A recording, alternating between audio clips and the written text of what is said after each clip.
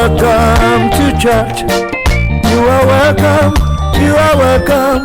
You are welcome to church. Jesus Christ, eternal life. Our own church to be. Everywhere you say, welcome. Yeah, you are welcome to church. You are welcome. Yes, you are welcome. Jesus Christ, Jesus Christ, eternal life. Our own church to be. One fold, one shepherd. This is the voice of redemption by grace of Christ Eternal Life Mission, Ibadan, Nigeria. Let us pray. Our Father, be exalted in the name of Jesus. Be glorified. Thank you because there is none like you. You are the Alpha. You are the Omega. You are great. You are wonderful. Be honored in Jesus' name. Thank you because you are the Lord. In Jesus' name we pray. I have a message titled, What He Says We Will Do. What God says we will do. There's the hymn saying, where we walk with the Lord. Stanza 1 says, when we walk with the Lord, in the light of his word, what a glory he shares on our way. Where we do his good will, he abides with us still, and with all who will trust and obey. The chorus says, trust and obey, for there is no other way to be happy in Jesus, but to trust and obey. The last stanza 5 says, then in fellowship sweet, we will sit at his feet, or we will walk by his side in the way. What he says we will do, where he sends we will go. Never fear, only trust and obey. It's a good thing to trust God and obey him. When we trust him, we have peace of mind, we have joy, we have life, we have hope. There's a future for us. And look at it. If we deeply examine the repercussions of not doing what God says, we will desire to obey him. You look at the repercussions, the troubles, the problems of disobedience. You begin to run to God to obey him and walk in his way. The other side is, if we also consider the blessings of doing what the Lord says, we will honor him with our whole life, with our substance, with everything we have, because it's a good thing to live in obedience. What God says we will do. It should be our song every day. It should be our song before we sleep. It should be our song when we wake up, that what God says today, I will do. And that makes us a better person before the Lord. The Lord will bless us in Jesus' name. God is taking you somewhere. I know God is taking you to a greater height. And it's better to do his will now, so that we'll be able to really get to that greater height. The word of God is very profound concerning obedience, concerning walking his way, concerning loving him and really submitting to him. It's a good thing to really obey him, because when we obey him, we see the results, because a lot of things are happening in the world. Now, where are we going? We are going somewhere. I am going somewhere. I'm going to eternal life, the kingdom of God. Not only that, I'm going somewhere according to the plan and purpose of God for my life.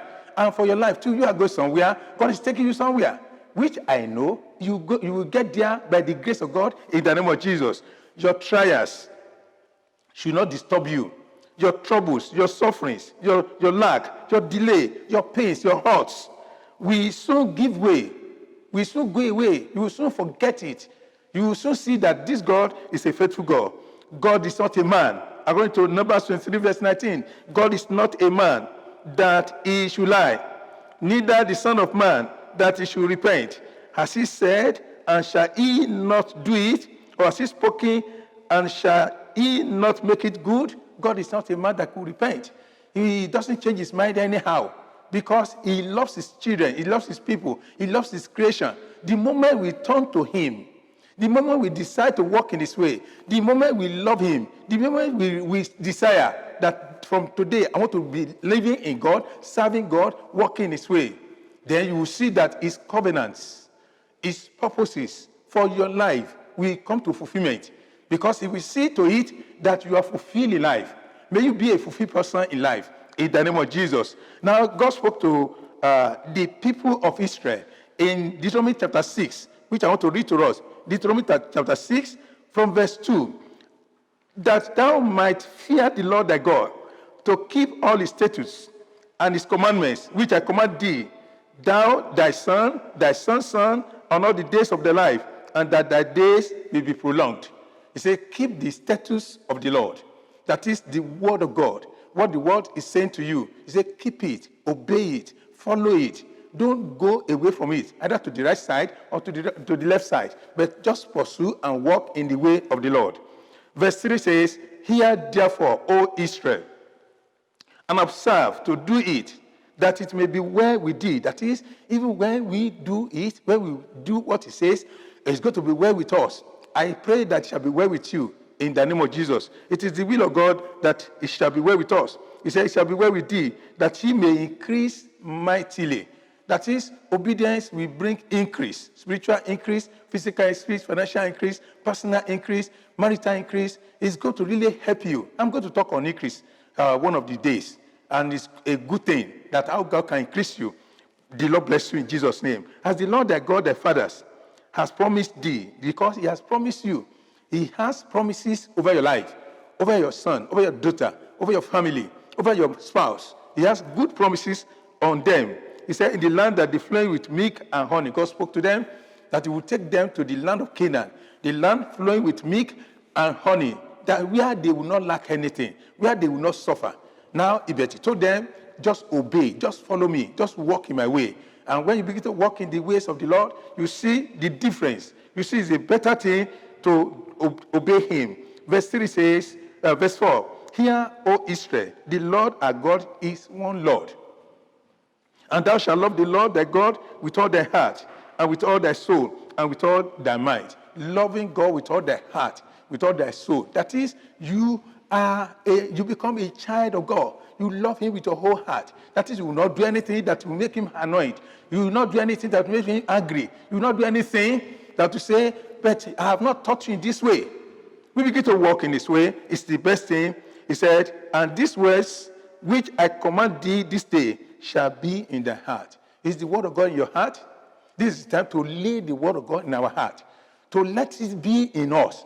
Lay it in your heart and begin to meditate, ruminate on the word of God from time to time. This will help us to really obey him. Verse 7, and thou shalt teach them diligently unto thy children, which means as a family man, you need to teach your children the way of the Lord every day. Don't just wake up in the morning and just go like that. Don't just wake up in the morning and just give them money for food and all sorts, and you just go like that. Teach them the way of the Lord every day. Teach your children the way of the Lord. He said, thou shalt teach them diligently unto thy children, and shalt talk of them when thou sittest in the house. That is, even after returning from work, you see talk of the laws of the Lord, the way of the Lord. You see talk of how to walk righteously, how to live for God. He said, you discuss that in your house, and when thou walkest by the way, and when thou liest down, and when thou risest up. When you walk on the way, that is on the way, as you are going to your place of work, you talk of eternal life. You talk of the kingdom of God. You talk of turning to God. You talk of returning to the Lord. That is the best way. Is the best way. Verse 8. And thou shalt bind them for a sign upon thy hand, and they shall be as frontlets before thy eyes. Bind them on your hand. That is, even the bangles you put on will be the word of God, written, inscribed in it. Yes, on your neck. You will begin to see this in your life. It's a good thing. It's a good thing. And if you go down a bit, you see, he said, put it at the front of your house. That is, anybody seeing you will see the emblem of Jesus Christ in your life. So it's a good thing to really obey him. When you obey him, you see that you will not suffer. Now, look at two children of the same parents. Now, what happened to them? These two children, a man had two sons. In Matthew 21, from verse 28. Matthew 21, from verse 28. But what think ye? What are you thinking? What will you say concerning this? What will be your comment on this? Let us all listen now to this. He said, but what think ye? A certain man had two sons. And he came to the first and said, son, go work today in my vineyard. He told him, go, you are going to work in the vineyard, in the garden today. Go and work there. He told the first one, go to the farm and work. Do your service in the farm today. He said, and verse 29, The son answered and said, I will not. I will not. What a terrible thing. The son saying to the parent, I will not do what you have said to me. What a terrible statement from the son, raised by the father, or raised by the mother, raised by the parents, saying to the parents, I will not go. He said, go to the farm and work there today. This is the source by which you are eating. This is the source by which everything is supplied to you. He said, go to the farm. And he said, I will not. But afterward, he repented and went. What a beautiful thing. What have you done that you need to repent from? What are those things, instructions given to us by the word of God, by our parents? You as a son, you as a daughter, you as a wife, you as a husband, what are the instructions given to you? Now, if you can repent and turn to the way of the truth, to the way of God, it's going to be better. The son said, I will not. But he later repented and went. Look at the second son. And that is in verse 30. He came to the second and said, likewise, go and work in the farm. And he answered and said, I go, sir. I go, sir. The parents will be so happy. This one instantly obeyed. But he said, I go, sir. The parent had relied on him that he will go to the farm. The parent had relied on him. Likewise, God has relied on us that we're going to obey him. That you have known him, you will not go back again to the world. That you have known him, you will not return to your vomit. That you have known him, you will not be like God, like dog, that return to his vomit. You have known him. He said, I go, sir. He even put sir, respecting the father, respecting the leader, respecting what the elder one has said. I go, sir. And went not. He didn't go. He didn't go. This is terrible. Please look at it. It's a very serious thing. He said, I will go, but he didn't go. Many times we say we'll do this, we'll not do that. Many times we will say we promise, we will not fulfill it. Many times we say we are repenting now, we will not more drinking. Yeah, you still go there and drink. You still go and womanize. You still go into a lot house. You still go and fight. You still go and be cursing. You still go and be lashing your children anyhow. You still go and be disrespecting your husband. And you still lash your wife. You still go. And you have said you will not do that again. Are you like this second son? Let us repent and change. God wants us to change completely because he loves us so much. And that's the reason, let's look at the repercussion of disobedience, of not doing what he says. Let's look at them. Now, when we stay long in his storms because of disobedience, if we stay long in his storms, if we stay long in his delay, not only that, God will turn his back to one. May God not turn his back to you in the name of Jesus. Not only that, not able to reach the promised land because we disobey him. So it's a good thing not to disobey, but to walk in his way. Now, the blessings of obedience. Let me say one or two things. You will not be ashamed because you obey. You will not be disgraced because you obey. You will not be dishonored because you obey. So it's good to walk in obedience, to walk according to his will, according to his way, because he's our God. God will arise for a situation because we obey him. May God bless us. When we walk with him and talk with him, it's going to really build us up. We become better sons, better daughter, better husband, better wife. May God bless us in the name of Jesus.